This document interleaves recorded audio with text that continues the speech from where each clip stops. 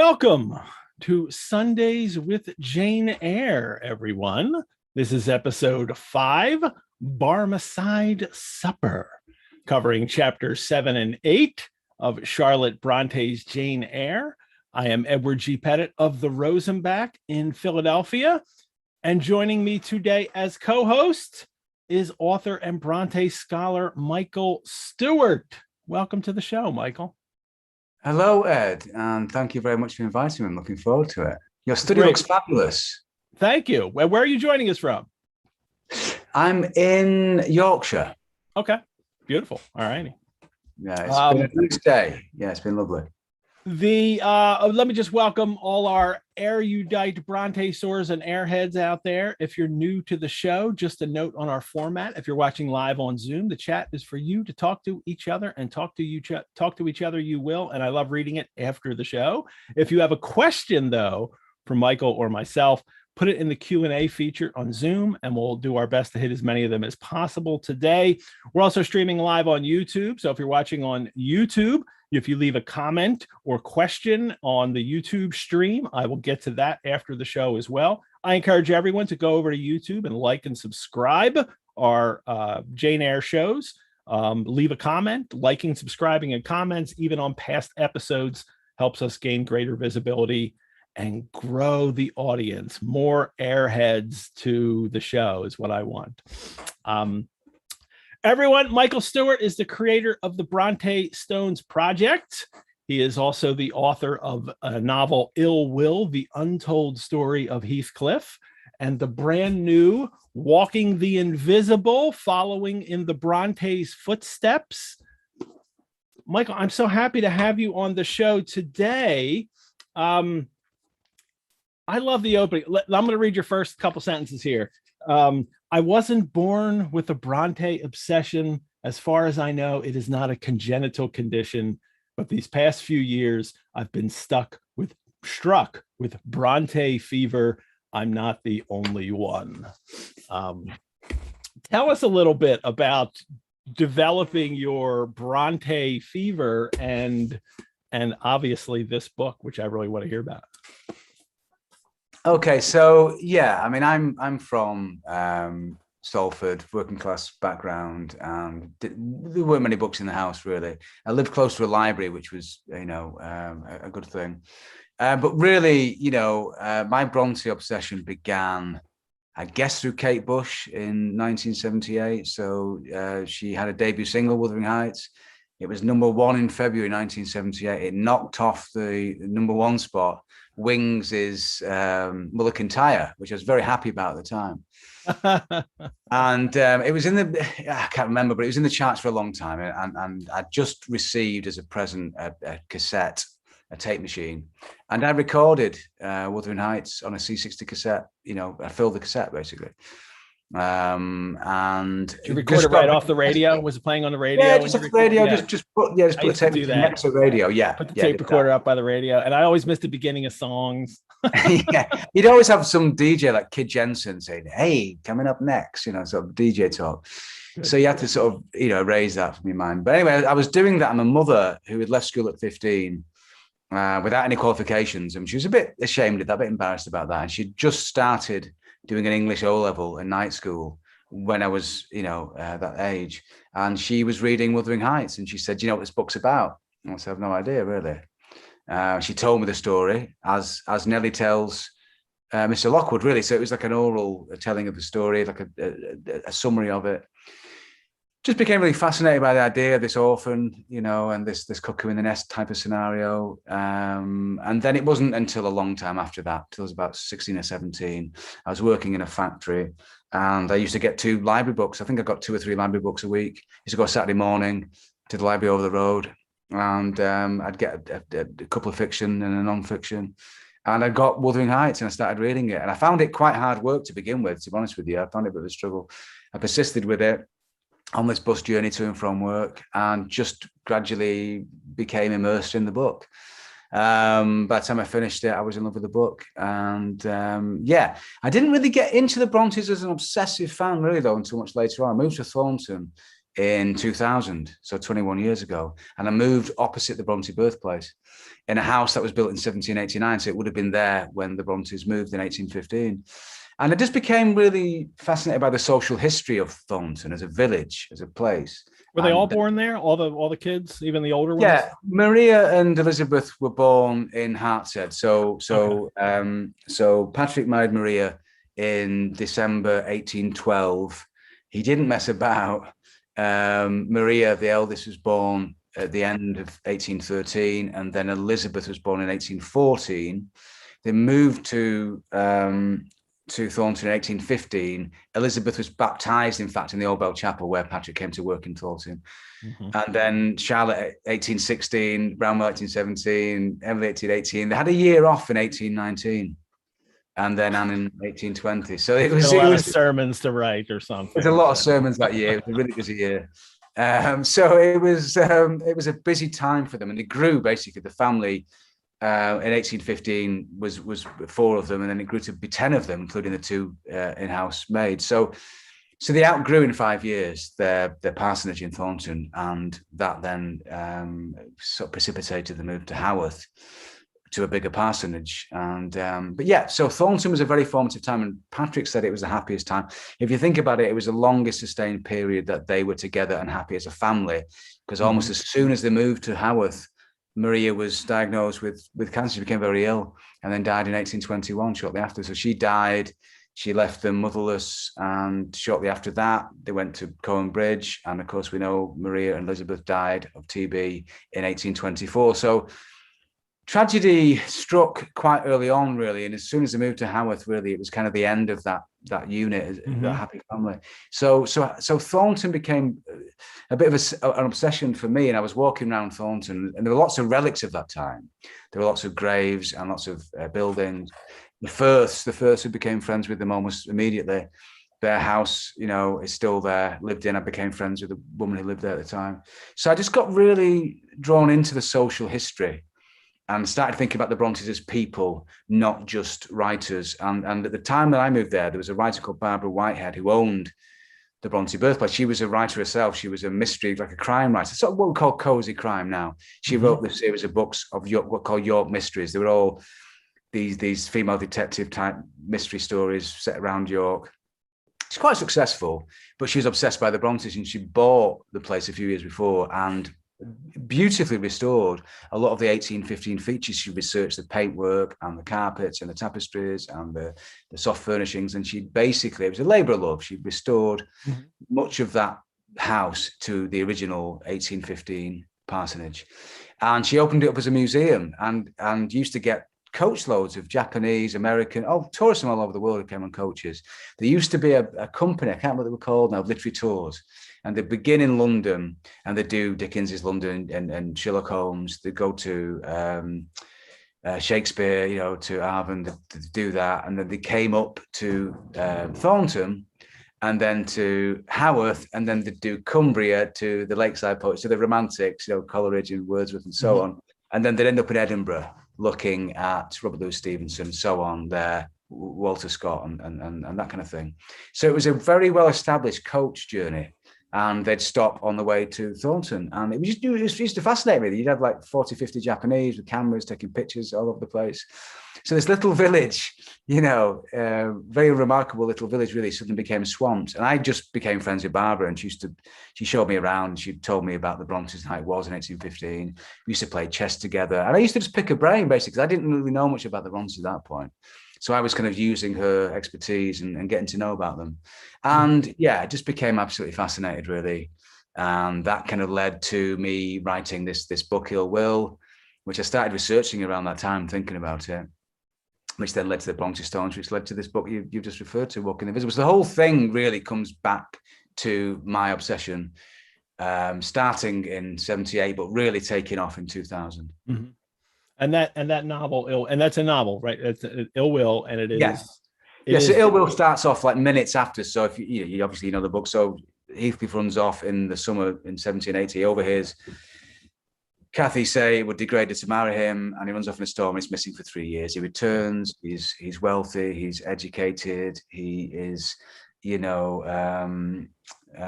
changed, and markedly he's more sadistic, and I just became fascinated by that gaping hole in the narrative. What had happened to him? So I could have imagined what could have happened, And in my book, he goes back to Liverpool. He retraces Mr. Earnshaw's journey in 1771 to find out who he is, what his origins are. And so I started I was researching a lot of the social history, really. Liverpool at the time was the biggest slave port in Europe. It accounted for 80% of our income as a nation. So it was a huge industry, the slaving industry at the time. And I just started to put some of the things together in the book. Emily leaves clues, doesn't she? She says, Mr. Earnshaw comes back and he said, I couldn't find its owner. And Nellie calls him, she says, if you're a regular black. And so there are always little clues I was just kind of taking out of the book that Emily puts in there, really. And then kind of running wild with it, really, and having fun with it. Interesting. And so it's covering those 3 years, and that's. And I mean, my book really just it doesn't cover the full 3 years, actually. It kind of leaps, it kind of covers like about a year. And then we end the book with him returning 3 years later, a changed man. So yeah, it does cover the 3 years, but it doesn't last 3 years. There's like a jump in time. Laura wanted to repeat the name of the mystery writer. That was Barbara Whitehead, right? Barbara Whitehead, yeah. You probably find her on Amazon or something, but she's long forgotten now. Sadly, she had Alzheimer's. She was hospitalized and then she died. Did she ever include any Bronte references in her books? Do you know? There were, yeah. I mean, again, if you know your stuff, you can find these little clues. If you know the Brontes came, when Anne made a final journey to Scarborough in May 1849. Ellen Nussey and Charlotte and Anne stopped off at York and they stayed overnight and did a bit of shopping and so on. So yeah, there are a couple of York things in there for the Bronte obsessives. But yeah, I mean, she died and then the house was bought by a slum landlord. Oh. And just unbelievable what he did. He just ripped everything out, all the things she restored. He covered all the beautiful fireplaces and fire surrounds, cast iron in plasterboard, and ripped out the heart and soul of this work she'd done and turned it into 3 flats. And for many years, it was just this, impoverished kind of slum landlord kind of dwelling. And he went bankrupt, thankfully, and it went to auction. And Mark and Michelle DeLuca bought it in, I think, in 2015, I think it was. And actually restored a lot of the original features that Barbara had brought to light. So they ripped out the plasterboard that it, covered in, and you can go now and you can see the original fireplaces and so on. So they've done a really good job, of renovating it, really. Good. So I also want to ask, I want to ask you about the new book, but also the Brontë Stones project, and asking about those. I think we'll talk about one now, and then we'll hit the novel for a bit, and then after the mid break, we'll come back and talk some more. But is it the Brontë Stones project leading into your book? So do you want to talk about that maybe first, and then we'll hit the book after the mid break, or how do you want to do it? Or can we even talk about them separately? I mean, I know the way you put this book together. I mean, all 3 projects are very much interlinked. And when I was researching Ill Will, so I started actually writing Ill Will many years ago. I went to Leeds Uni as a mature student in 95. So I was in my mid-20s. And one of the first things I came across was John Sutherland's essay, Is Heathcliff a Murderer? And I started to think about the escaping hole, really, and what had happened to him. So I was thinking about that way back then. And I wrote a first chapter around that time, and then realized I didn't know anything about the social history. I just put it to one side. And then I picked it up again in around 2000 time when I moved to Thornton. And what I did when I started writing that book is I realized, one of the things I wanted to do is I wanted to walk to Liverpool. I wanted to retrace Mr. Earnshaw's journey, but my character, Heathcliff, would also do that. He would go from Topwithens to Liverpool. So I basically retraced that journey. And it took me 3 days. I went with my dog and we camped along the way. And obviously it's very different now to how it was then.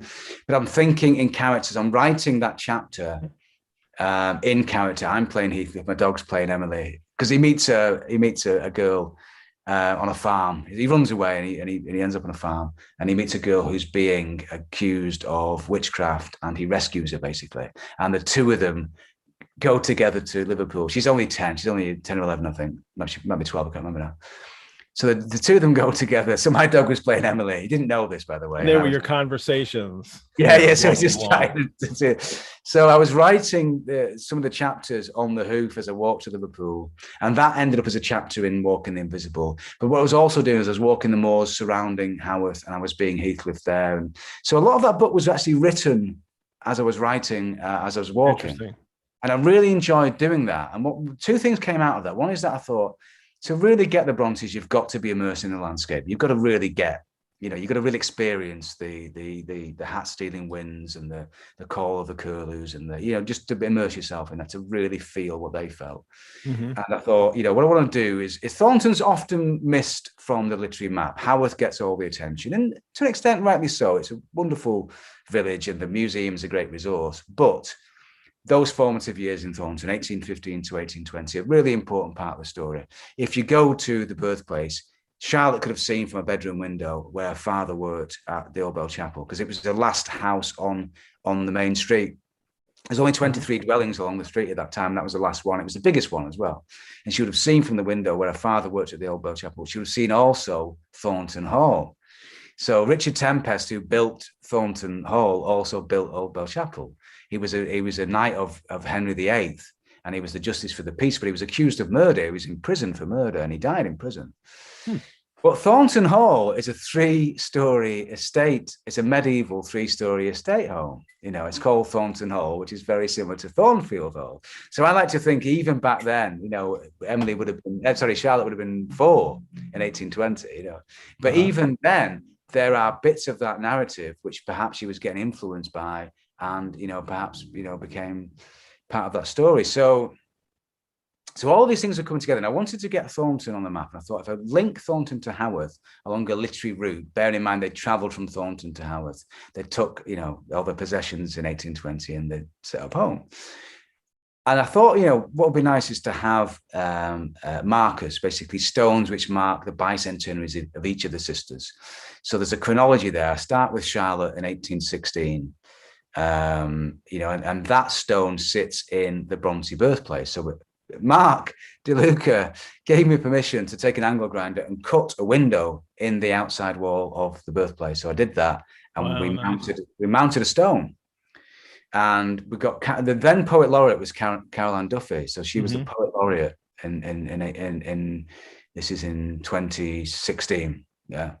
And she wrote a tribute to Charlotte Bronte, and that's carved in. Pip Hall carved it in situ. She carved this poem into the wall. So that's on the outside next to the blue plaque. So that's the first one. And then Jeanette Winterson, a novelist, wrote a tribute to all the sisters. That's the Brontë Stone. That's in Thornton Cemetery. And then Kate Bush, coming back to Kate Bush again, wrote a tribute to Emily Bronte. And that's carved exactly halfway between Thornton and Haworth. Think about Emily in terms of that chronology. So she was born in 1818, exactly halfway between Anne and Charlotte. So that stone is exactly halfway. It's carved into a rock face called Ogden Kirk, which was actually a Victorian picnic spot that Patrick took his family to in 1818, the year of Emily's birth. We know this because Elizabeth Firth includes it in her diaries, which are in the Bulletin Library. This is all documented.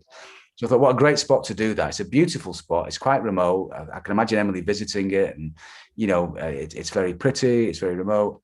So Pip Hall carved this tribute to Emily, written by Kate Bush. And if the two of them share the birthday, the 30th of July. So Kate Bush was born on the 30th of July, as was Emily. And in 2018, when we launched, in the summer of 2018, when we launched the project, it was both Kate Bush's 60th birthday and Emily's 200th birthday. So there was a celebration for both of these. Yeah. And it was also 40 years of Wuthering Heights. So this all came together, really. And then finally, the Anne Stone. We'll put that link to the Brontë Stones project in the chat too, if anybody wants to see it. But go ahead. Then the Anne Stone. Sure. Yeah, so the Anne Stone is in a meadow, Parsons Field, which is above the parsonage in Haworth. And Jackie Kay, who was the poet laureate in Scotland, wrote her tribute to Anne, and that's kind of a homecoming because she was the only member of the family not buried in the family vaults, St. Michael's and All Angels Church in Haworth. So she's buried at St Mary's above Scarborough.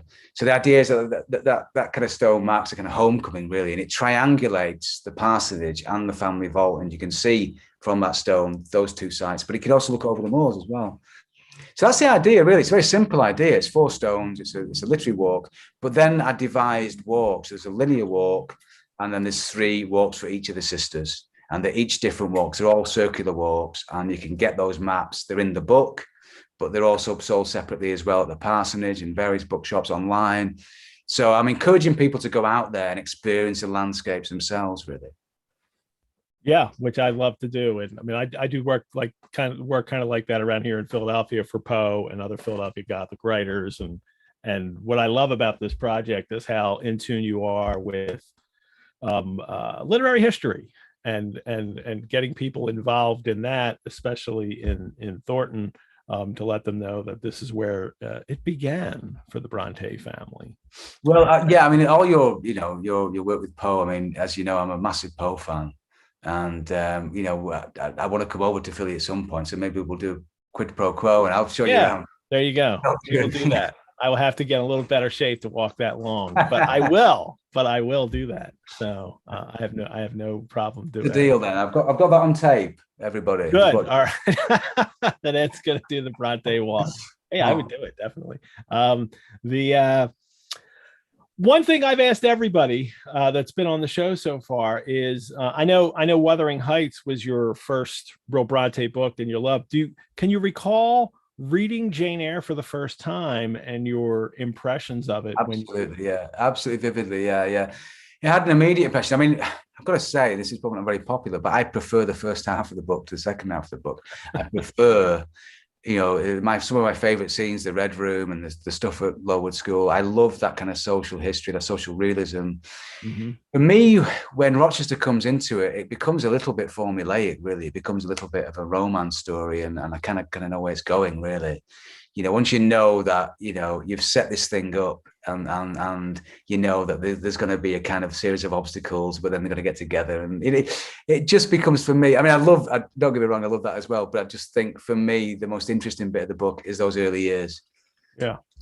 And I remember just being fascinated by that, really. And, just absolutely enraptured in that visceral description and the suffering and the hardship. And she really lays it on with a trowel, doesn't she?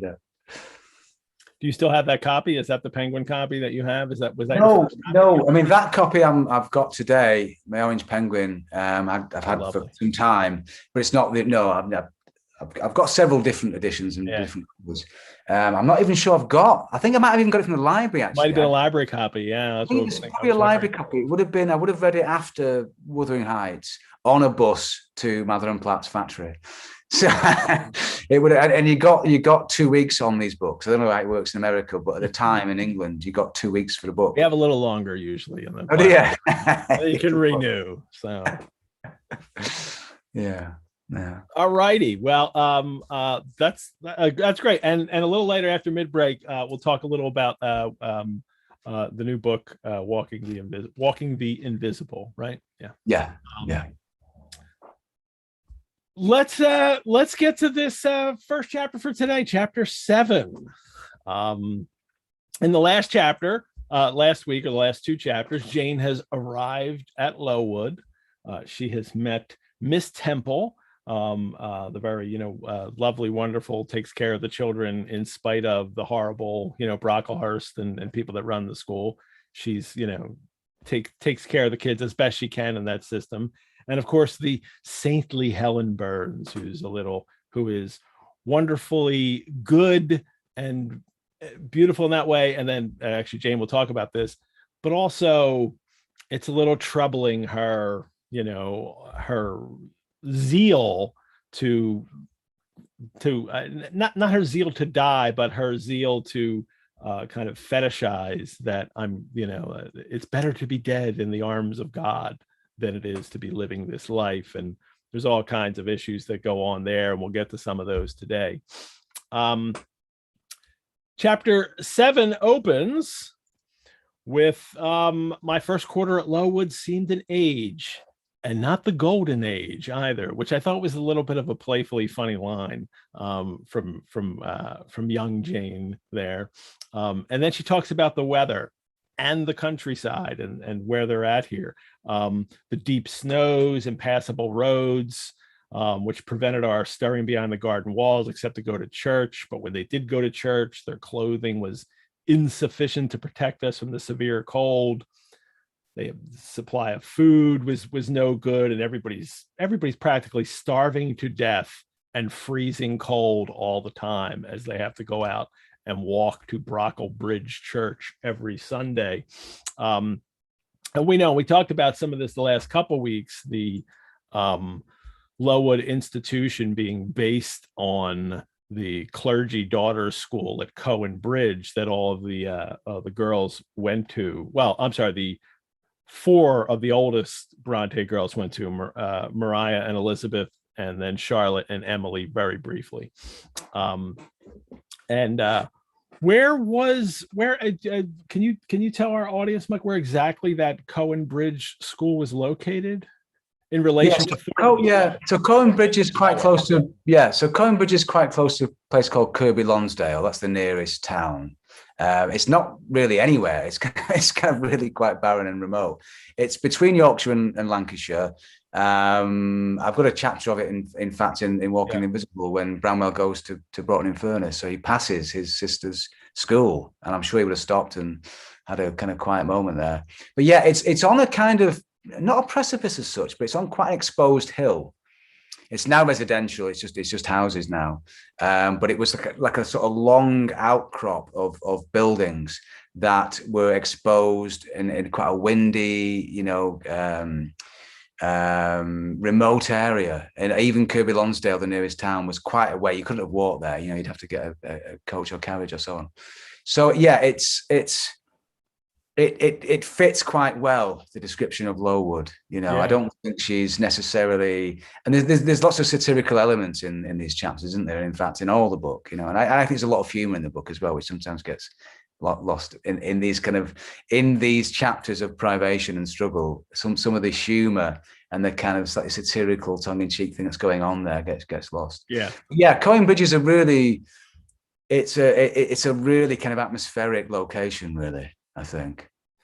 Founded by the kind of, if not Calvinist, certainly Calvinist leaning, William Carus Wilson. And he's I mean, it's often said that he was a Calvinist, isn't it? But I think he was more Methodist than Calvinist. I think he was, but it's just that he kind of aligns that way in some of his beliefs, or in the way other people were practicing at the time. So, I mean, certainly the privation, there's certainly the idea of suffering, the flesh suffering. Suffering brings you closer to God. Yeah, I think the Calvinists and Methodists kind of align in that sense, don't they?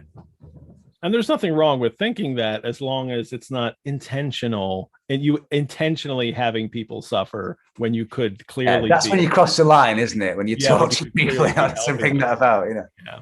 We didn't get to there was a thing in the last chapter, a line I didn't get to, that talking about the Lowood institution, and Jane mentions that she's puzzled over the word institution, and I thought what that would mean for readers at the time, that it doesn't say Lowood School, it says institution. And just the word we use, institution, now, a kind of establishment. The OED is establishment, organization, or association instituted for the promotion of some object, especially when of public or general utility, religious, charitable, educational, etc.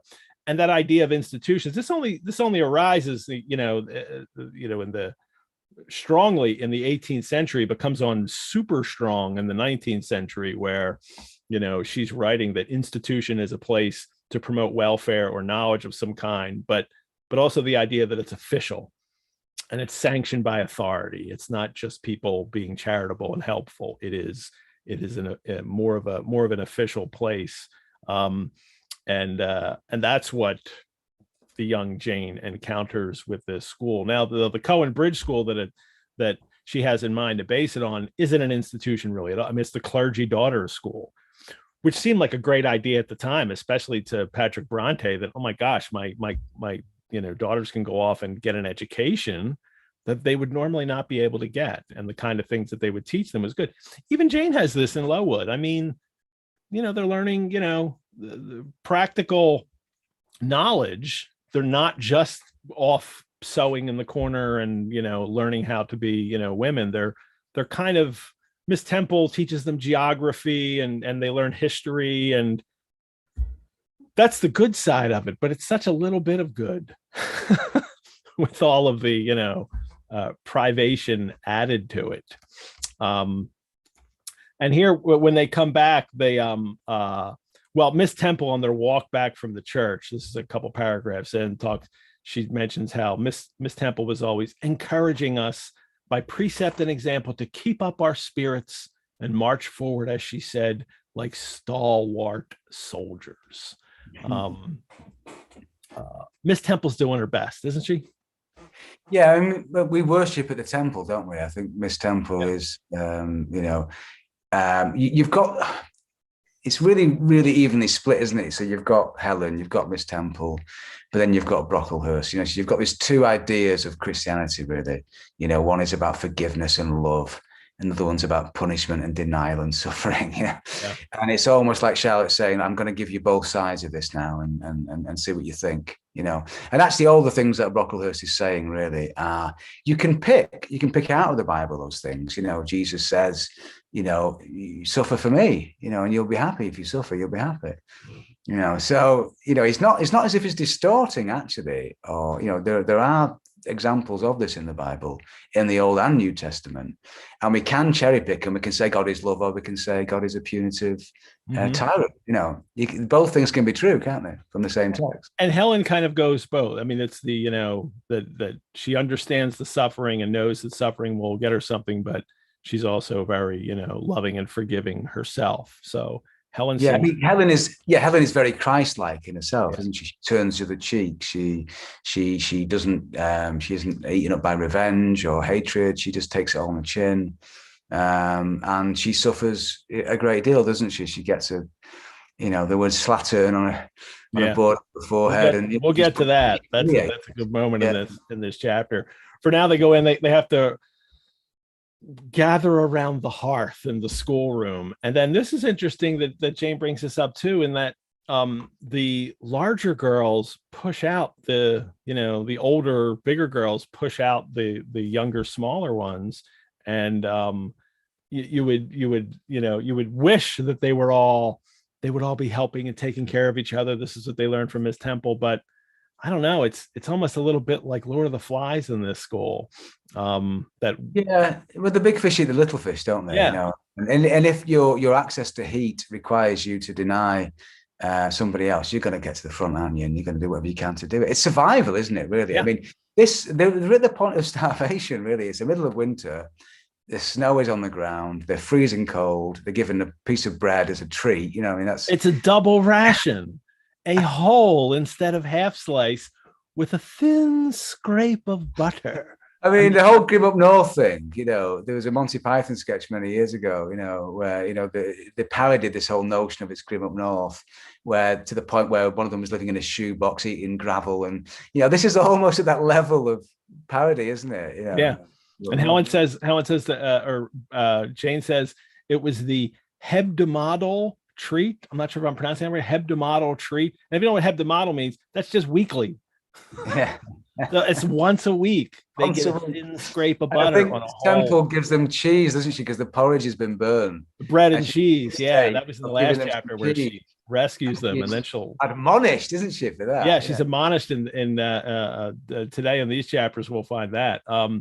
But even Jane herself, she says, I generally contrive to reserve a moiety of this bounteous repast for myself, but the remainder I was invariably obliged to part with. Yeah. I think she means other people took it from her. It's very circumspect, isn't it? I love that word moiety as well. You think of King, don't you? And does it mean she's saving a little and then eating, like obliged to? No, I think people were taking her toast because she's very small. She's small the whole novel. Everyone will comment on how small Jane is. Yeah, I mean, it's so beautifully done, this chapter, isn't it? In a sense that you really are immersed in the hardship of this world. you feel the cold, you feel the hunger.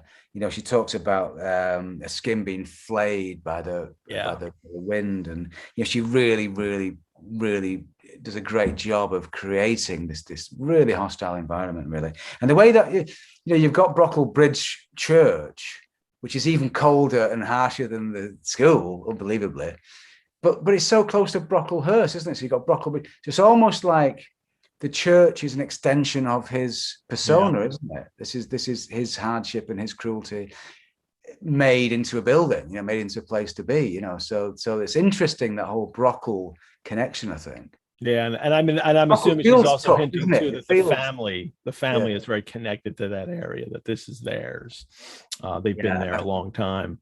And of course, Brocklehurst as a name comes from the Methodist magazines that her mother brought from Penzance.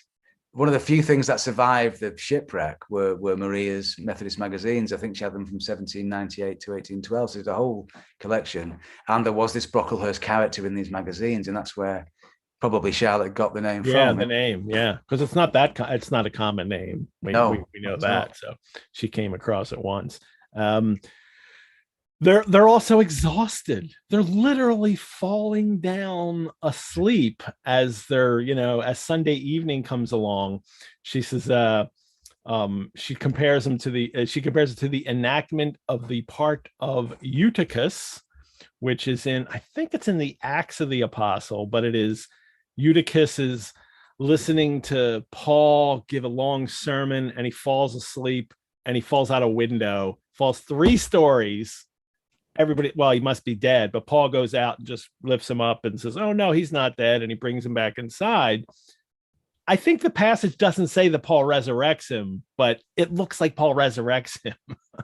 But it is that, again, another scriptural reference from Jane, that this is the book she's coming back to describe it, and a story too about a miracle. And this one, a story about a miracle occurring, and we'll see how that ties in later, I think. But then they're all obliged to stand till the sermon is finished, and they sink together in a heap. They're propped up on stools. This is not the pleasant school to go to. So, and it's interesting, isn't it, that the thing that Jane really fears from Brocklehurst is not a whipping or a flaying or any sort of physical punishment. It's just being branded a bad girl. Yeah, because he shows up now. She sees the gaunt outline. He comes in the room. He's the same black column. He was the black pillar when she first saw him. And he comes in the room, and then she has this expression that I'm having a little trouble figuring out how to read this, but Jane says, I have been looking out daily for the coming man. And she puts it in quotations, that she means this idea of the coming man. Do you have a gloss on that for me? Well, I think it's really interesting, that phrase coming man. I mean, it's possibly a reference to the second coming, isn't it? But also perhaps the Antichrist as well. So you can see Brocklehurst as a kind of second coming figure or as an Antichrist figure. And I think really we're meant to see him as an Antichrist. Yeah. He sets her up in that regard, doesn't he? He calls her the evil one. Yeah. So, I tried to find out if the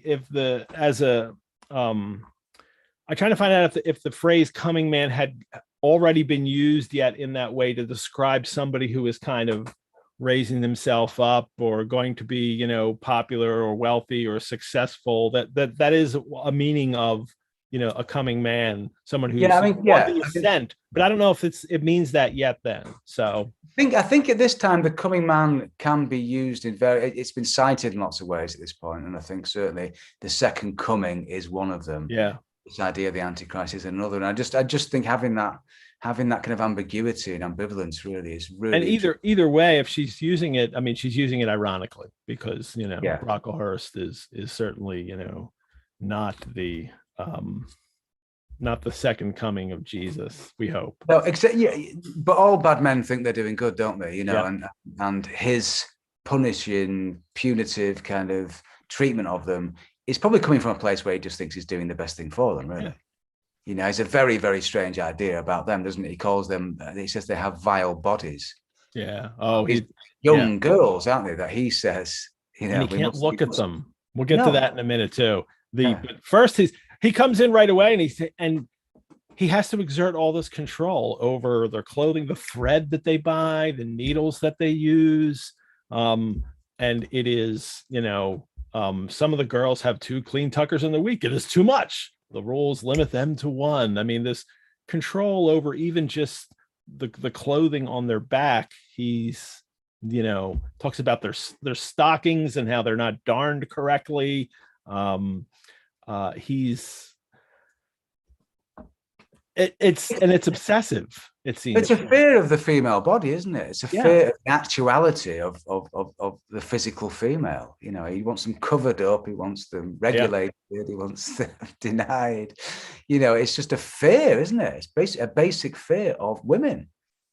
Because then he gets into the lunch, that the bread and cheese, like some sumptuous feast was served them.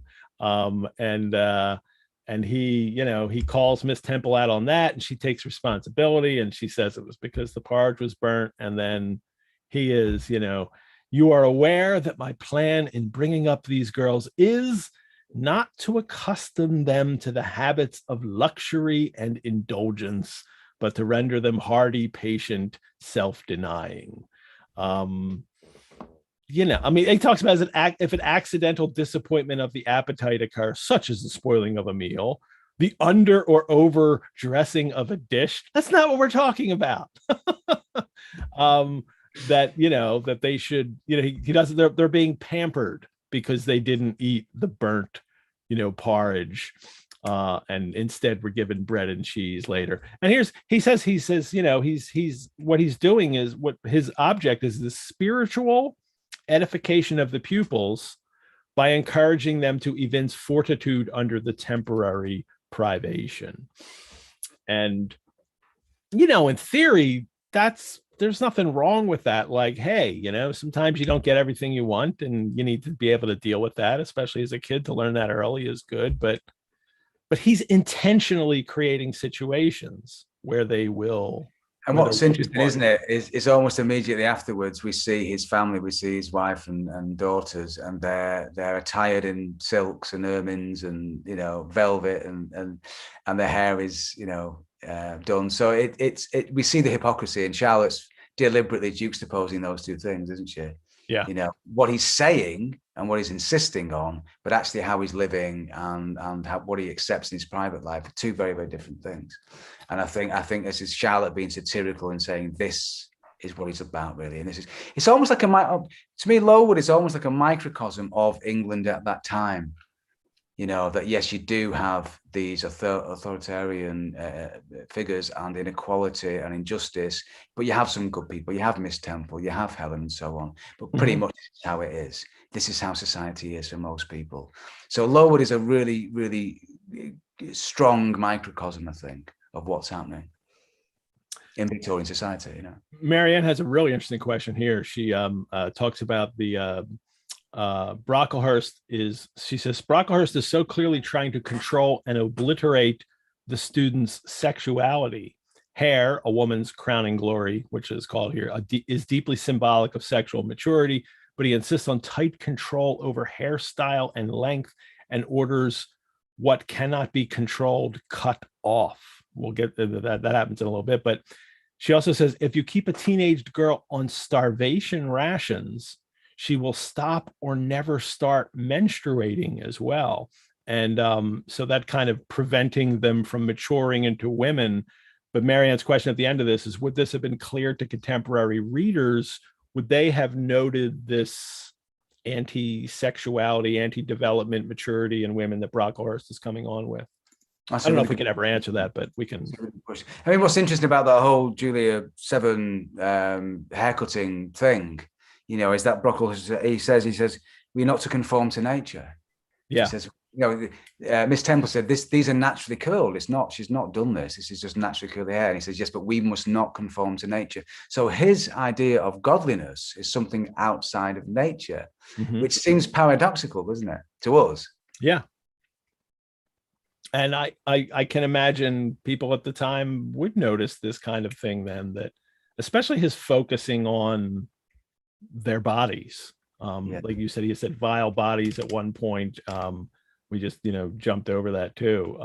This idea of the tuckers as well, this idea you've got to cover the breast, or this tucker, he gets obsessed by this, doesn't he? And the girl's hair, he says, they must be entirely cut off. I will send a barber tomorrow. And then I like Miss Temple's reaction. Miss Temple passed her handkerchief over her lips as if to smooth away the involuntary smile that curled them.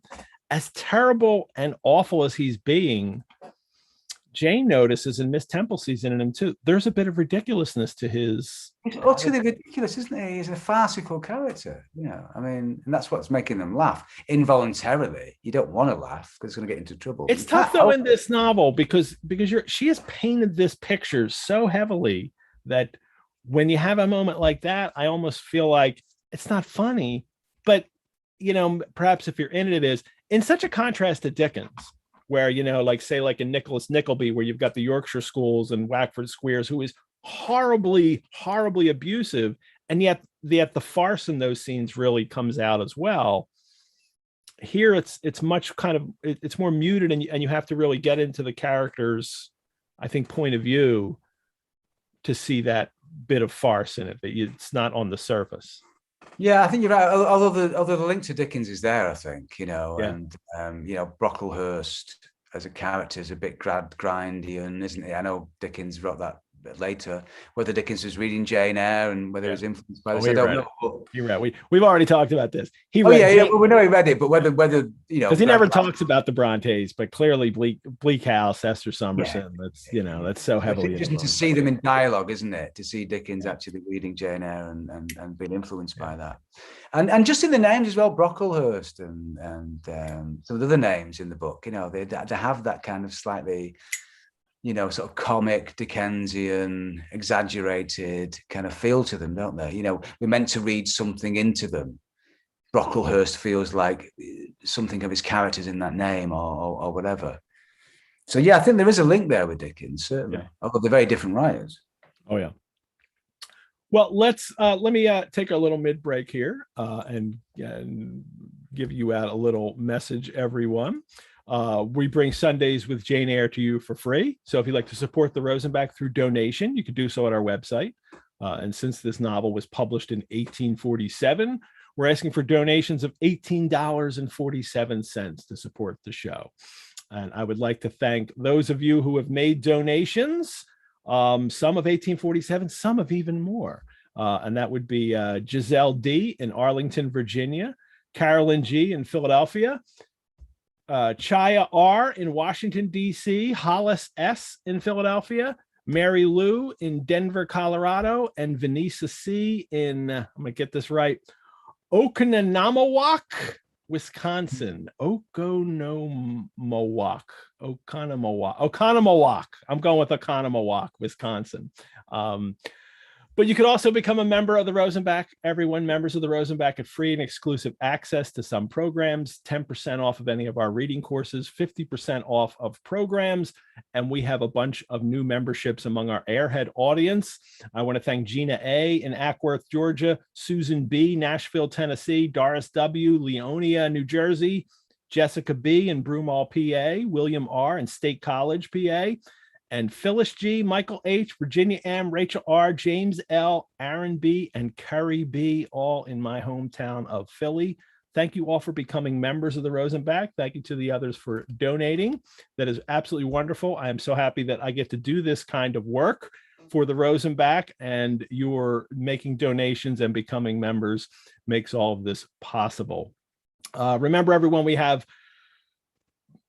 brand new Sundays with Jane Eyre merchandise, mugs, t-shirts, and stickers with our logo on them. You can buy them while supplies last. They won't stay up there forever. We also have an official bookseller for Sundays with Dracula. I almost said Sundays with Dracula. After 3 shows. the official bookseller for Sundays with Jane Eyre, and that's a novel idea on Passyunk in Philadelphia, where you can buy editions of Jane Eyre, including a very cool manga version, which I like. And all the Brontean books we mentioned on our show, including Walking the Invisible, can be ordered through their website. And I encourage you to do that. And one thing I want to encourage everybody, coming up this week, we have a really interesting program, a virtual in conversation coming up this week on is it Wednesday or is it Thursday? It is the 21st, which is Thursday. I almost forgot the date. I better not forget the date when it comes up. But because it's Potober for me, always, we're having a virtual in conversation with John Tresh, author of The Reason for the Darkness of the Night, Edgar Allan Poe and the Forging of American Science. It is an innovative biography of Poe, highlighting his fascination and feuds with science. We're putting this program on in partnership with the Science History Institute of Philadelphia. It is free. You can register at our website, and it is this Thursday. And it will be a lot of fun. I can't wait to talk to John Tresh about Poe and this book. You should come to that, Michael. I'll send you the link. So, yeah, sounds right up my street. You have to stay up late. You have to be like 11 o'clock or think of something. So, and actually, he's coming from England. Like he's doing the show late for us. He's over there in England, Tresh. So, that's what we got coming up. Everybody, back to the show. Back to the chapter. Before we get back to the chapter, I want to ask about your new book, Walking the Invisible.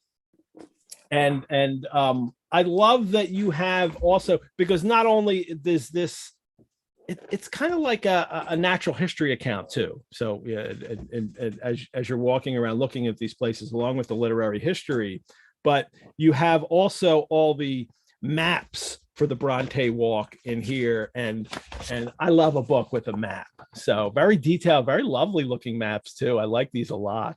And all the walks are included there in maps. So you were talking earlier, you do the Brontë Stones and all this, and this was kind of put together. How did this then become a book, and did it take any different direction once you started writing it out as a book? Yeah, so I mean, I mentioned earlier when I was researching Ill Will, I did some walking, and one of the chapters in the book is my walk to Liverpool. So that's the walk that I did as research for Ill Will, but then becomes a chapter in this book. And it just became clear to me really that there hadn't really been, and there's lots of written about the Brontës, as you know, there's so much written about the Brontës, fan fiction and non-fiction and academic text and so on. And never enough. And never enough, yeah. But what I didn't think really had been covered was a real study of the landscapes that inspired them. An actual grassroots thing where you go out and you do the walks and you immerse yourself in the landscapes and you make that connection between what they were writing about and what they were experiencing. Mm-hmm. And what I also wanted to do was a kind of social history, a comparison with then and now. So if you go to Scarborough these days, it's a very different place to it was in 1849 when Anne went a final journey. So it was up and coming spa town. It was like Bath or somewhere. The gentry from London came up and bathed in the waters and so on. Now you go there and it's very much down on its luck. It's full of £2 a pint lager bars. It's got one of the highest opioid deaths in the country.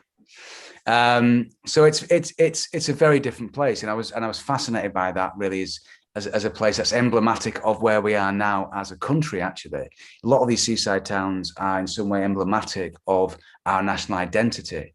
You know, that we are post imperial, post Brexit. We're looking around for identity. We're a bit lost. We're a bit like those kittiwakes sheltering in the windows of the buildings above the shops. So I just really got fascinated by that comparison, really. And sometimes you go to like Broughton in Furness, and actually the difference isn't great. You know, you've got all the pubs that are extant. The pubs that Bramwell would have seen in 1837 are still there. A lot of the buildings still. So you had in each chapter really a different kind of social history. And it was partly also my own education. I wanted to go to those places, really experience them, write about them, not just on my own. Some chapters is me walking on my own. Other chapters with academics, with fans, Bronte fans, poets, different people really coming at the Brontes from different angles. So that was kind of important as well. In terms of where it starts, again, it's about Thornton, really, and putting Thornton on the map. The first chapter is Thornton. It's all about Patrick coming to Thornton in 1815, what he would have seen, where he would have walked, what he was writing at the time, what his aspirations were and his ambitions and dreams. And then the book kind of grows out like that. So it goes from Thornton to Haworth and so on, and it spreads out to the two edges of the north, to Liverpool on one end and Scarborough on the other, and then it comes back and I walk back to Thornton. So that's the structure of it, really, is it's kind of like a ripple effect. It goes out and out and out until it reaches the peripheries and then returns. Is there a moment in making that journey, or just even writing it, where I'm sure there were more than one, but you think of it like an aha moment, like a moment where you learned something that you hadn't not only learned, but maybe you didn't even thought you were going to learn about the Brontes? So, yeah, I mean, so many, really. I went to Dentdale. I went to look for slaves' graveyards. So the Sills, who were a family living just above Dent, were slave owners, had a plantation in Jamaica. But when they first started out, they were farmers, and I went to their original house. It's just a hut, really, just a very, very simple hut. And then just close to where that hut still stands is a manor, is Whernside Manor, which they bought on the profit of the slave trade. And the outbuilding behind the manor is actually modelled on a building in the plantation. And you can see it's almost a facsimile, really. And they had black slaves working on their farm, and it's not a piece of history that people know about, really, that actually slavery was outlawed during the Normans here in the 11th century, and has never been legal since that time. But Africans were brought from the Caribbean to Liverpool, and they were bought and sold on the streets of Liverpool. There are auctions, public auctions. Doing the research in the archives of the public libraries in Liverpool, you can see the bill notices of those auctions. And one of the slaves was brought from Jamaica was a guy called Thomas Aston, and he was bought by Ernest Sill and taken to Whernside, and he was set to work there. And we think there was about 30 black slaves at this time working on this farm. And he escaped. He was a runaway slave. And there's a bill notice you can see in the archives of the Liverpool Library. I think it was £6 reward. I think it was £6 reward for anyone who can find this slave. He was never caught. And I found out, actually, he ran away and became a bugalier and became a free man. So that's a great end to that story. But going back to Dent, and uncovering that story and realizing actually that Emily would have seen black farm labourers around Haworth, that this wasn't that uncommon. And thinking about Wuthering Heights and the possible ethnicity of Heathcliff and so on. So that was a big oh wow moment, definitely. Going to Northlees Hall with an academic called Claire O'Callaghan. It's a medieval hall above Hathersage, which Charlotte visited, with Ellen Nussey. She went there to prepare the rectory for Henry Nussey, who'd proposed first to Charlotte. He turned her down, and he was getting married, and Ellen and Charlotte dressed the space, and they spent some time there, and they went to Northlees Hall. But it just so happened that the Eyres lived at Northlees Hall, and it fits very closely the description of Thornfield Hall in the book. And there was a mad woman in the attic, and she set fire to it. And there's just so many connections between the real people, the real place, and the book she wrote, some time after. So there's lots and lots of wow moments. The Luddites, to me, because I read Shirley knowing nothing about the Luddites. Charlotte's second novel is a kind of book about the Luddites and the West Riding Luddites uprising against the mill owners. In the book, it's Robert Moore. In real life, it was a guy called William Cartwright. But learning about the Luddites and their struggle and how they differ to the way that Charlotte portrays him in the book, because she, her sympathies are with Robert Moore. He's described as a lion, an animal known for its courageousness. She calls the Luddites hyenas. They're referred to as vermin and vile and all these kinds of things, very negatively portrayed. The fictionalized version of George Mellor, who was the leader of the West Riding Luddites, who led the attack on Cartwright's Mill, which is a disaster, in 1812. Moses Barraclough in the book is described as having cat-like, trustless eyes. So we know George Mellor was self-educated, that he had the workers' rights at heart. I know it went pear-shaped, but to begin with, he was coming from a good place. The Luddites began as a movement of working class men who were fighting for their livelihoods. They were really in fear of being able to provide for their families. It was a time of great hardship. It was right in the midst of the Napoleonic Wars, high food prices, the poor harvests. George Mellor saw his trade as a cropper fall in a couple of years from being worth 12 million per annum to 1 million. That's a hell of a drop in value, So, and at this time, they're making shearing frames, they're replacing the croppers with these machines, and they were scared. They were scared. There was no legal way of protesting. There was no, trade union. The organization of labor was illegal. You could be hanged for this. The trade union movement wasn't permissible, I think, till the 1860s or 70s. I can't remember exactly. So it came some time after, as a direct result of the Luddites' actions, actually, because the Chartists were influenced by them, and the Chartists kind of brought this about. So really, in some ways, the Luddites were a progressive force. I know it became ugly and they ended up assassinating mill owners, and they got very negative press. But prior to that, we have to see it in context. And I think Charlotte's taking things from, she would have heard things from Miss Wooler and from her father. Her father was based at Lousy Thorn Farm. He saw and heard 150. He had experience with these groups. Yeah, they marched basically from the dumb steeple 3 miles away to Cartwright's Mill, wearing masks, wearing dark clothes. It was a moonless night. It was April the 11th. It was a Saturday night. It was a moonless night, and they were carrying muskets and pistols and hammers, and they were armed. They were an armed paramilitary group, and they marched past. This is before Patrick was married, right? Before just before, this is April. He was married in December the same year. And he bought pistols. He bought a pair of pistols around this time, just after this attack. So maybe he was in fear of his own life. And always had them. And there's that story when he used to fire them out the window every day. Well, he actually loved firearms, actually. I know he probably bought these because he was in fear of his life, but he actually loved firearms. He wrote to Wellington and he gave him some advice about how to adapt his weapons. And Wellington wrote back and said, look, mind your own business. You're a parson, you have no, So I think he had an interest in guns. All righty. Let's jump back into this novel here. But thank you for all of that. I love hearing this social history and history that really affected Charlotte and definitely contributed to ways that she put together, this novel, Shirley, a little later. For now, we're back in low. Well, we're still in this scene with Brocklehurst admonishing the girls. Now everybody's got to get their hair cut off. He can't believe this, and he makes them turn around and face the wall.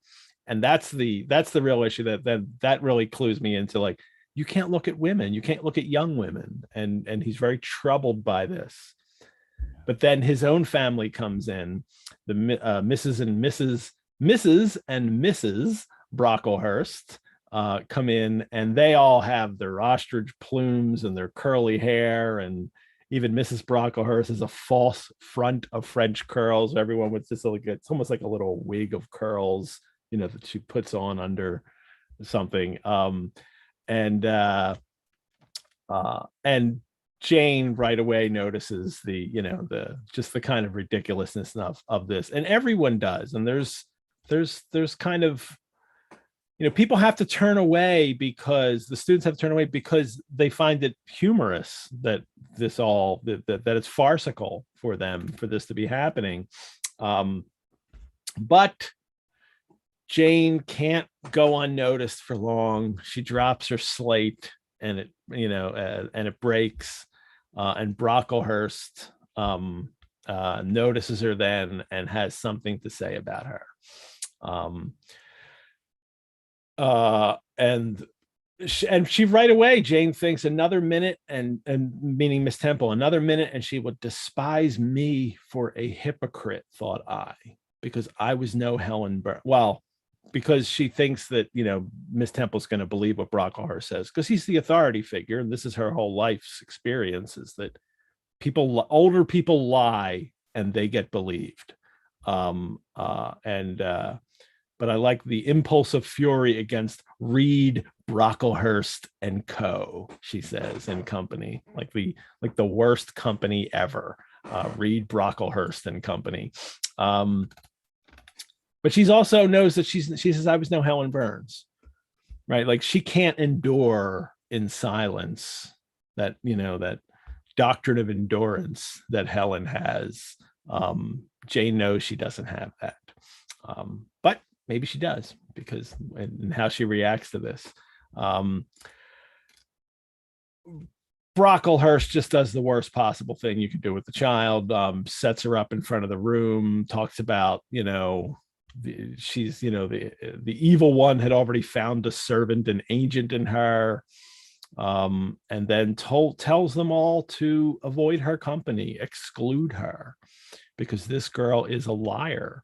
And this shaming, this public shaming of this of poor little girl in front of this room, this child, and is so traumatic. It's traumatic to read how mean this is. And Jane is meant to stand there all day, or sit there mounted aloft on this giant stool in front of everybody. And she says, one girl came up and passed me, and in passing me lifted her eyes. What a strange light inspired them. And then you realize this was Helen. And Helen only goes up to ask a teacher some slight question, something she doesn't even need to know, but just for the opportunity of them walking past Jane and giving her a smile. And Jane immediately feels a little better. But of course, then Helen Burns has to wear an untidy badge on her. Like, Helen gets in trouble for everything. And then we'll move on to chapter 8, and we'll have the tea with Miss Temple.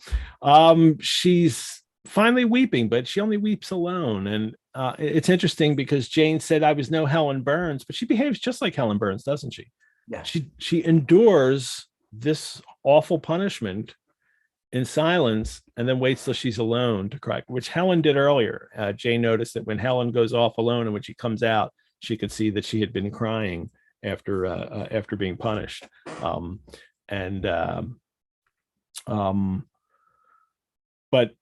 Jane is weeping now, very specifically. She says, now I wept. Helen Burns was not here. Nothing sustained me. Left to myself, I abandoned myself. She's afraid to be alone more than anything, right? Well, this is her worst fear manifest, isn't it? She fears Brocklehurst will brand her a bad girl, and he does much worse than that, actually, by calling her the evil one. Yeah. And it is, again, it's ludicrous, isn't it? The whole thing is ludicrous, but for her it's not. It's absolutely mortifying. Yeah. But what she learns actually is that it's not as bad. The idea of it is worse than the thing itself, and it's so true of so many fears, isn't it? The actuality isn't as bad as our imaginings, Right. She does endure it, and she comes out of it, and actually things get a lot better for her. She is exonerated and so on. But at this point in the novel, her worst fears have actualized, and it's incredibly humiliating to be on that stool. Then, of course, what she's left with then, once they leave her and abandon her, is that aloneness. And you think back to the Red Room, don't you? You think this is yet another example of adults kind of torturing her, in this way. It's very similar to the Red Room. She says, because she's confused, because Helen says everybody will have pity for you, and Jane thinks, how can they pity me? She says to Helen, after what Mr. Brocklehurst has said. And Helen's Helen knows the deal, and she's teaching Jane this now. That I love this, though. Mr. Brocklehurst is not a god, nor is he even a great and admired man. He is little liked here. This is the insight here, isn't it? That Yeah. Jane realizes that he's not well liked, and actually to be punished in this way, in a way, garners sympathy from the others who've also probably suffered and endured the same kind of humiliation. And even if they have to conceal those feelings, that they'll be okay with that. They will feel them for her. And this is kind of a shock. This is going to be a little bit of a shock to Jane, because this is not her experience. The grown-ups say something, then that's it. No matter, even if it's a lie, that is the way, it is. And this is Jane's first experience with, there are people who recognize that the authorities aren't right. And she finally gets to see this. But it's even more important. Helen notices too that it's even a bigger issue with Jane, because when Jane talks about how if others don't love me, I would rather die than live. I cannot bear to be solitary and hated, Helen. And Helen responds, you think too much of the love of human beings. You are too impulsive, too vehement. There is an invisible world and a kingdom of spirits that you should be looking to. And for Helen, this is, solace, but Jane doesn't completely buy it, and I don't think we're even supposed to completely buy it ourselves as readers that this is the best thing for Jane. Jane's right; she needs other people to love her.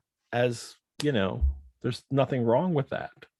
I mean, Helen in many ways is a wise head on young shoulders, but also what she's saying isn't really sustainable, is it? It's a kind of idealized thing, and we do need society. You need contact with other human beings. This is how you go mad, isn't it, in isolation? So yeah, what Helen's saying sounds like words of wisdom, but actually I do wonder to what extent it is. Well, it's certainly, it works for Helen, because when Jane clues us in why, there's this little paragraph here. Jane says, I was silent. Helen had calmed me, but in the tranquility she imparted, there was an alloy of inexpressible sadness.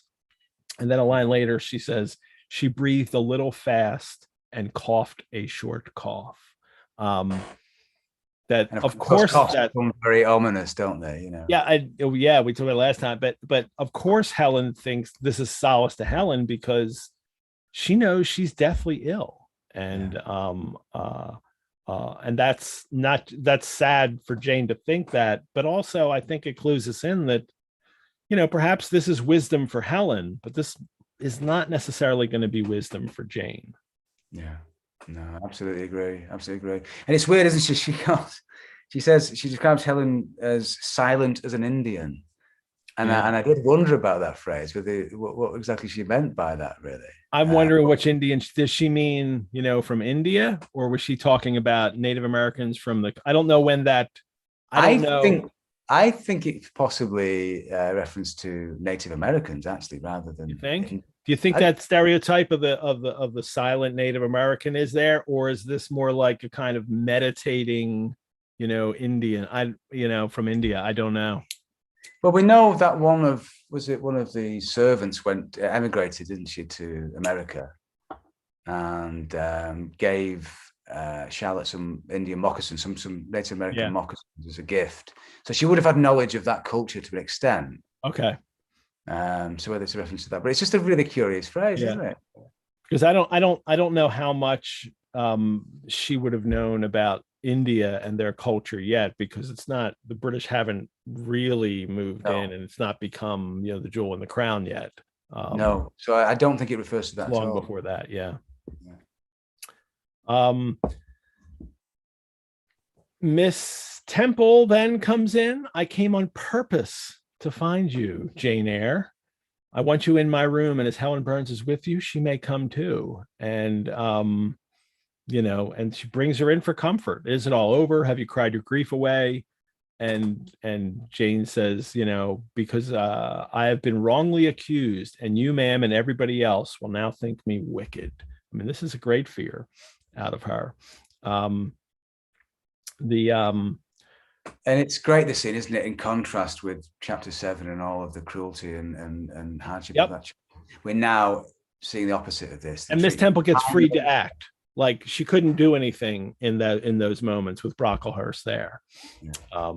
And now she can. Now that Brocklehurst is gone, she can come and take care of the children in a way that she knows, they can be taken care of. And she gets seed cake, she gets tea. Well, first she talks about, I want to get to the seed cake in a sec, because she says, this idea that defend yourself to me as well as you can, she tells her. Say whatever your memory suggests is true, but add nothing and exaggerate nothing. Now, earlier when Jane had been punished in the Red Room, we got a little bit of this from Mr. Lloyd. Mr. Lloyd, the apothecary, came in and he let Jane tell him the real story. Even guys Bessie go away because he wants the truth as to what actually happened, and he gets it. But this is an even higher level because not only is Miss Temple allowing Jane to tell her the truth, but she's letting her know that there's going to be a sense of justice here, to defend yourself. And then they're going to write to Mr. Lloyd and find out, and then you will be publicly cleared. Like this is a whole nother step in Jane realizing somebody would trust her with telling the truth. Yeah, I mean, it's such a lifeline, isn't it? There's so much offered in this chapter for Jane of hope. Yeah. That there are good people, that she can be exonerated, that this can be turned around, this terrible thing, that she can be given tea and seed cake, but also that they talk, don't they? They have a stimulating conversation.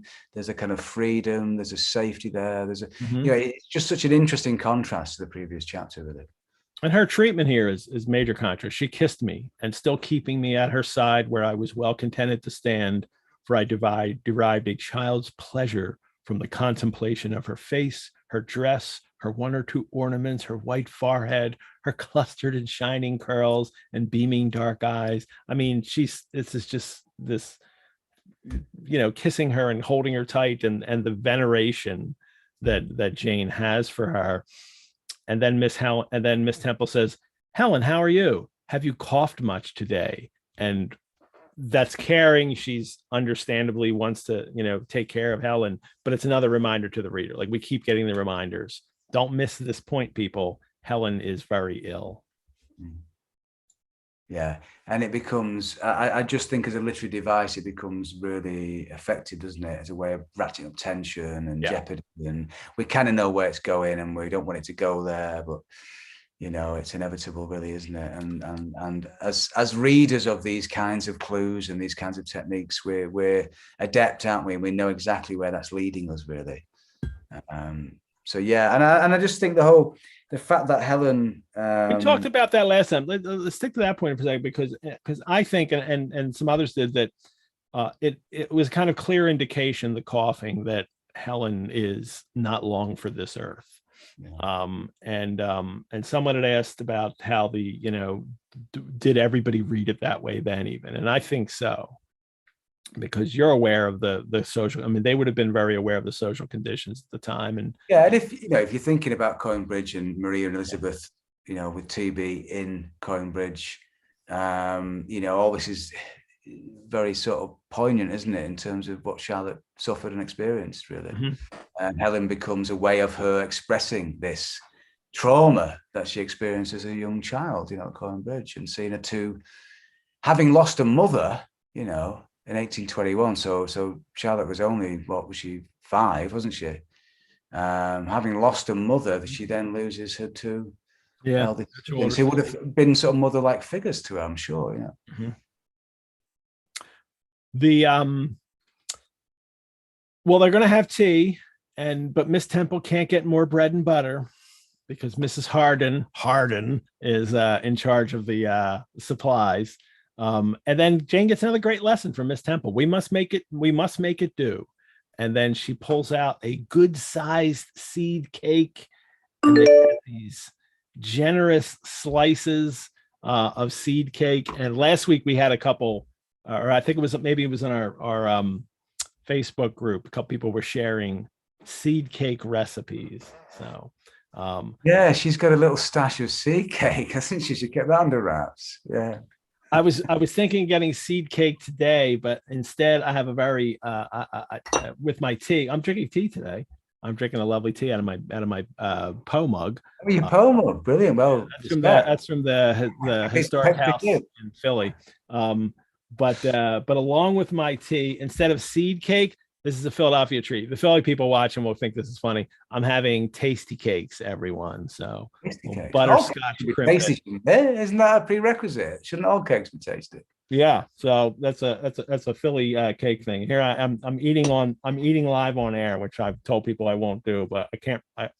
These tasty cakes have been staring at me for the whole show. But what did you expect, to bring tasty cakes on and then just stare at them and not eat them? You know, it's madness, really. So instead of seed cake, I have butterscotch crimpets, and they are delicious, and I love them, and I can't wait to eat the rest of them after the show. We feasted that evening as on nectar and ambrosia. I'm not quite sure tasty cakes will hit nectar and ambrosia level, but they are good. And it satisfied, it wasn't much, she says, but it satisfied our famished appetites on the delicate fare she liberally supplied. So we sat one on each side of each other and just talked. And then Miss Temple talks to Helen, and Jane just says, I'm just sitting here listening. And she talks about how beautiful Miss Temple is, a beauty. What she says, she has a serenity in her air, is what she says about Miss Temple. But then for Helen, she has these really interesting lines about how beautiful Helen is. She has a beauty more singular than that of Miss Temple's. It's a beauty of meaning, of movement, of radiance. Her soul sat on her lips and language flowed. And from what source, I cannot tell. Helen has this kind of beauty of, language and spirit that Jane has not just never seen in a person, but this is another girl, and she's a young girl. She's a little bit older than Jane, but not that much. And this almost seems this is like head exploding to Jane. And then Helen, and then Miss Temple asked her to read some Virgil. I can't imagine, Jane. She reads Virgil in Latin, doesn't she? Yeah. Maybe it's not Jane's head exploding. It's the organ of veneration that is so well developed in her that it just kind of goes into overdrive here. It does make you think of Helen Burns' background, doesn't she? Where she come from, that she's had exposure to Virgil. Her father taught her a little Latin. Yeah, it just speaks volumes as to where she's from and who she is, really. It seems so unusual, really. It's a school of orphan girls, and yet here she is reading Virgil in Latin. And Jane says, my organ of veneration expanding at every sounding line. It's full of hyperbole, this, isn't it? But of course, it's from Jane's perspective. So for her, seed cake is ambrosia. For us, it's a pitiful little cake, but for her, it's ambrosia. So the hyperbole is used to really emphasize her point of view, isn't it? Yeah. And to illustrate Miss Temple and how she gives them what she has liberally and generously. She can't obviously stop Brocklehurst from, punishing the children or even other teachers in a sense. But she can at least comfort them and help them when they need it most. She embraced them both and she drew us to her heart. God bless you, my children. Helen, she held a little longer than me. She let her go more reluctantly. It was Helen her eye followed to the door. It was for her. She a second time breathed a sad sigh. For her, she wiped a tear from her cheek. More premonition from Jane. Miss Temple knows, doesn't she? She's in the know. Yeah, absolutely. And Jane's letting Charlotte Bronte's letting the readers know in a sense, but that Jane is letting us know that this is going to happen. Of course, the next thing that happens with Helen is that her things are in shameful disorder, and she has a piece of pasteboard with the word slattern written on it put on her forehead that she has to wear around. The moment Miss Scatcherd withdrew after afternoon school, I ran to Helen, tore it off, and thrust it into the fire. I love this moment from Jane. The fury of which she was incapable had been burning in my soul all day, and tears hot and large had continually been scalding my cheek. For the spectacle of her sad resignation gave me an intolerable pain at the heart. And here again, this is the difference between Jane and Helen. I don't think we're being asked to take sides, but we are certainly shown that you can be either. That Helen's patient endurance is good for Helen, but it's equally great that Jane will not stand. This will not stand for Jane, and she will throw it into the fire. Yeah. I mean, Jane is more a pragmatist, isn't she? Really, and I think Helen, is martyred early on. Was she too good for this world? Really, I mean, would it's very admirable to have those qualities, but are they actually sustainable? Yeah. In a world that we live in, or in the world that they lived in? It's the thing, isn't it? After this, Jane is Miss Temple assembles the whole school, and tells them all that the charges alleged against Jane Eyre are false, and she's completely cleared from every imputation. And I think this is a remarkable thing for Miss Temple to do. Honestly, thinking the trouble she could get into for doing that, I can't imagine that if word gets back to Brocklehurst, he would have condoned this publicly clearing Jane Eyre of being a liar. But she does it anyway. Which demonstrates who Miss Temple is, isn't it? We see this action, this selfless action, and this possibly, self-damaging for her. How far she's going to be just and to see justice. That's the thing. She says, the teachers then shook hands with me and kissed me, and a murmur of pleasure ran through the ranks of my companions. Pauline asks here, she says, were you surprised that teachers not only shook hands, but kissed her when she was kissed her as well as when she was vindicated? I'm not surprised, but, I think it's, they're in a culture where, they can do that and it's okay. But it really shows it's more than just handshaking. It's affection. Yeah, and it's set against Brocklehurst's, fear of the female body, isn't it? Again, this is a contrast, isn't it? They have no fear. They have this warmth and sensuality that he's in terror of, really. Yeah. And so Jane's no longer hated by everyone, and she knows that, and it's really nice. And she says, she's not going to be hated by everyone. And Tracy asked a question here: do you think this note about being hated by everyone around her is similar to the time? This will come up later because I don't have an answer for this, but I love bringing this up. The time when Rochester will take Jane aside and ask her if she'll love him if everyone turns against him.